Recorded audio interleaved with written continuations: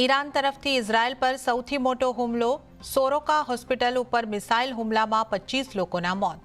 ઇઝરાયેલે અરકમાં ઈરાનના પરમાણુ ઠેકાણાઓને નિશાન બનાવ્યા. ઈરાન ઇઝરાયલ યુદ્ધમાં અમેરિકાના પ્રવેશ પર ટ્રમ્પ ગમે ત્યારે આપી શકે છે અંતિમ આદેશ.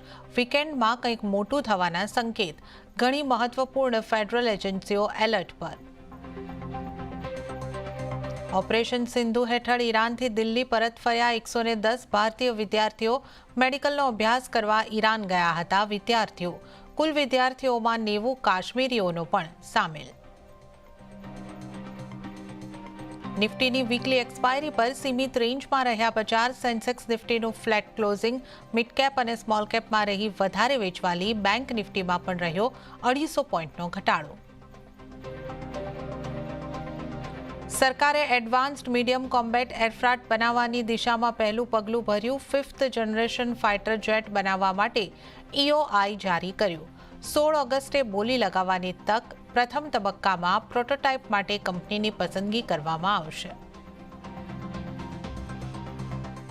ટોપ 5 પ્રાઇવેટ હેલ્થ ઇન્સ્યોરન્સ કંપનીઓની તપાસ. સૂત્રો પ્રમાણે સરકારનું મોંઘા હેલ્થ પ્રીમિયમ ક્લેમ રિજેક્શન પર કડક વલણ. દોષી જાહેર થવા પર લાગશે પેનલ્ટી. CNBC બજારના એક્સક્લુઝિવ સમાચાર. અને રાજ્યની વિસાવદર અને કડી વિધાનસભા બેઠક ઉપર પેટા ચૂંટણી માટે મતદાન ચાલુ. 3 વાગ્યા સુધીમાં વિસાવદર બેઠક ઉપર 47.67%, જ્યારે કડી બેઠક ઉપર 46.33% મતદાન.